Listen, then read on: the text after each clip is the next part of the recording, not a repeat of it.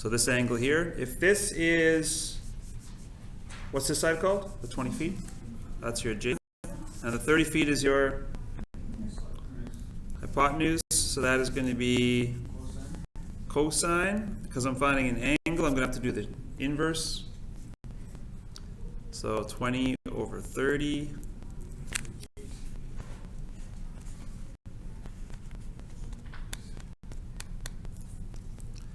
You got 48 degrees? Okay. Is theta? Good. And again, try to always answer the question. It says, what's the angle the string makes with the ground? 48 degrees is the angle that the string makes with the ground. It's a good habit to always, like with a word problem, always answer it with words.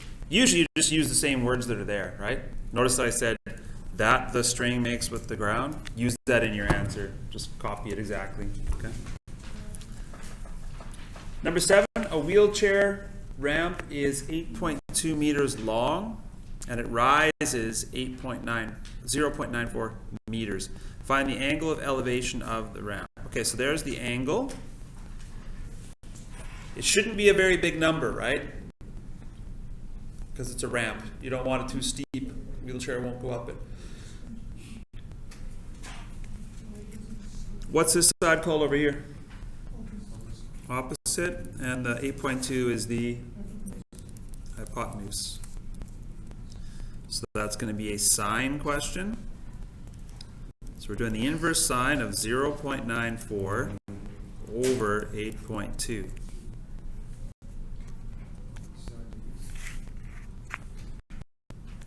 .94 over 8.2. Yeah, I rounded up to about 7 degrees. Is the angle of elevation of the ramp. Okay. Number 8. The worker wants to install a supporting wire from the ground to the top of a cell tower. Okay, you'll see that with really tall things like that are thin, like hydro poles. You'll see that. Anybody know what these wires are usually called? They stop it from like falling over. They're called guy wires, and you'll see them like one on either side or whatever. The angle of elevation from the anchor point on the ground to the top of the tower is 73 degrees. If the tower is 35 meters tall, how long does the wire have to be? Okay. So, what's this side called here? The 35 meters? Opposite. And the x is the hypotenuse. Okay, so I'm going to be using sine then, right? I'm trying to find the hypotenuse. It looks like it's a division question. 35 over the sine of 73.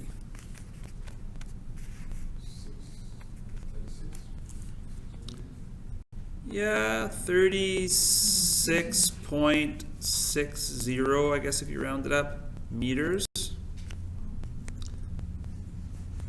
Should be the length of the wire.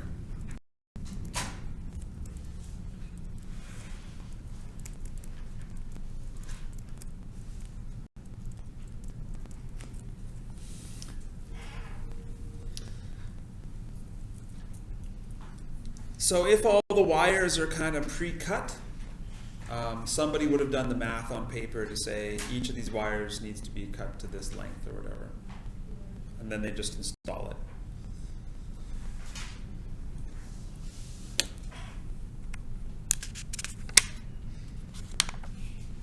Okay, so that takes us to, and again, there's nothing new really to learn here.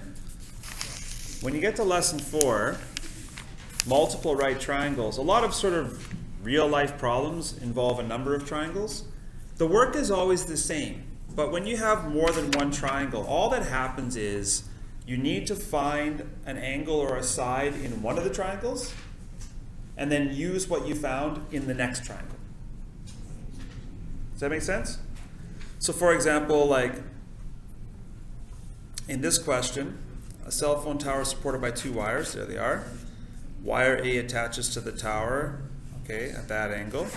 Wire B attaches at that angle. Wire A is 7 meters from the base of the tower, and wire B is 5.9 meters. Determine the lengths of both wire A and wire B. Oh, actually, okay. This question's not that authentic. Normally what needs to happen is for a lot of these questions is you'll have to like find, like, just do one triangle and find the missing side, and then you'll use that on the next triangle. But this one you don't have to do that. Maybe there's one here that's like that. Hold on. Solve for x.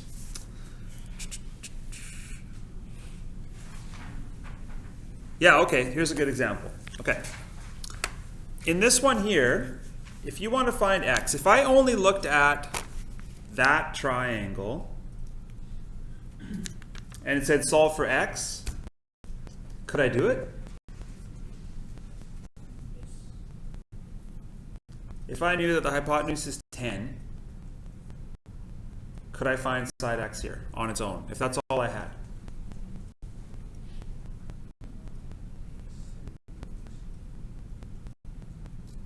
Not really, right? I would need something else. Like I'd either have to know what one of these angles is, right? If I knew what the angle is, I could use sine or cos or tan, right? Well, I guess this is a hypotenuse, so it would either end up being, if I knew this angle, I could use cosine. If I knew this angle, I could use sine. If I knew what this length was down here, then I could use the what? Pythagorean theorem. But on its own, I don't have enough information there to find x. So what I have to do is solve something in the bottom triangle that I can use up here. So if I block this off now, well, if that's 12 and that's 7, I've got enough information there that I could find this angle, or I could find this angle.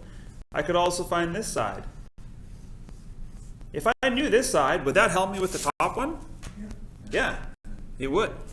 And how can I find this side here?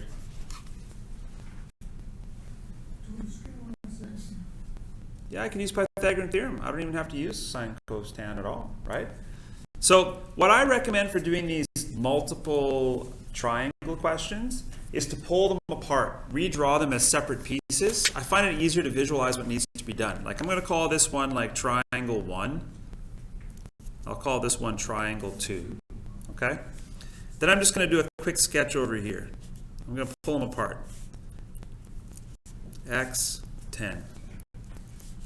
And this one, 7, 12. Okay. If I find this side, that's also going to, let's call it y. If I find this, that will also help me up there. So I'm going to do that first. So if I want to find this side here, I can do 12 squared minus 7 squared, right? Yeah. Let's do that first.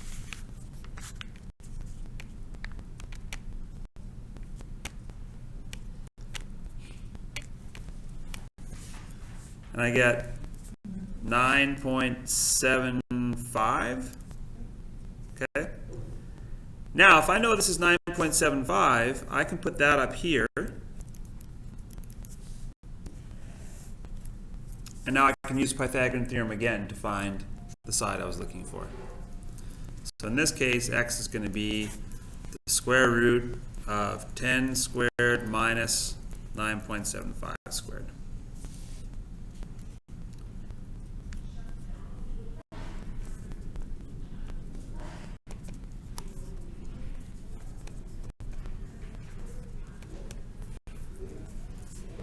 And I got 2.22 as my side x.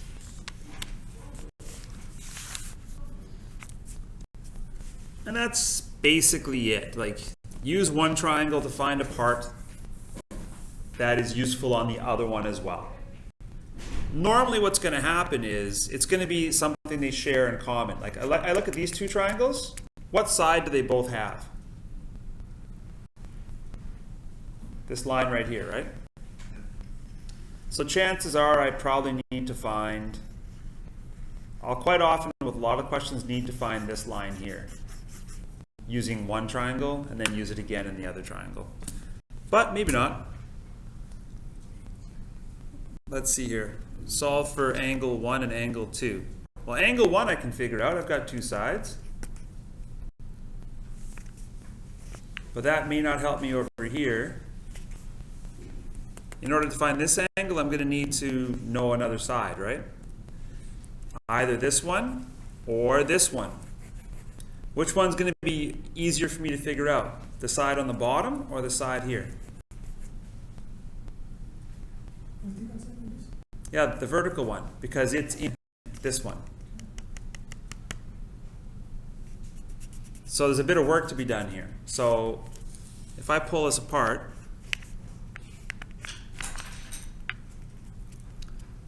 this one I can figure out. I can find angle 1, no problem. I can go, this is what, the adjacent side, and that's the hypotenuse. So the angle is going to be the inverse cosine of 87 over 143.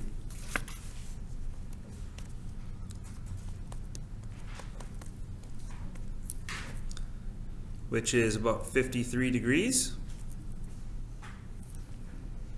Okay. But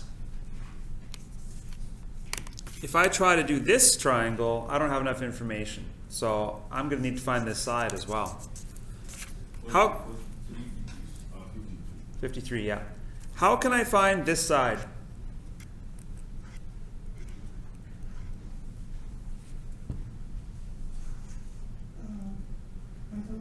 Yes, Pythagorean theorem. Yeah, absolutely. So if I want to find this side here, I don't know, what do you want to call it x? Okay. So I'm going to redraw the triangle again. This was 87, this is 143. Then this side is going to be the square root of 143 squared minus 87 squared.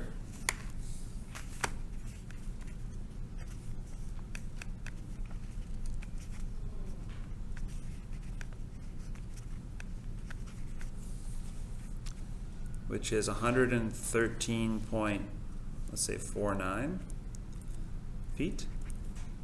I'm just going to write that in there now. 113.49 feet from there to there. Now I have enough information that I can find this other angle over here, angle 2. Because I know this is 155, and I know that this is 113.49. Okay, if this is the angle, what's this side called over here? Opposite. And this side is the hypotenuse, so it looks like I'm going to do the inverse sine of 113.49, which is still my calculator. I didn't need to clear it. I can be even more accurate. Divided by 155.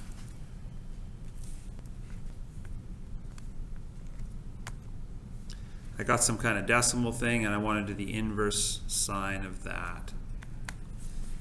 And I get 47 degrees.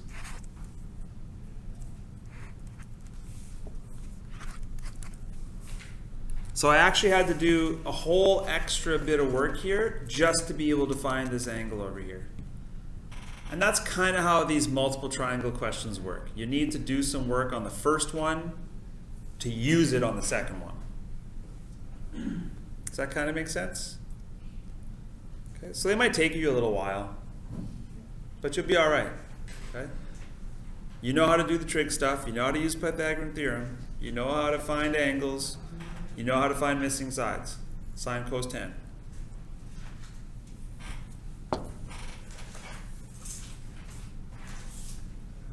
And you know, you'll maybe have like one question like this on your test. Be like 5 marks. Right. So this whole assignment is, you know, practicing a few of these ones. So you can start working on those. Multiple right triangles. Okay? And have fun doing it.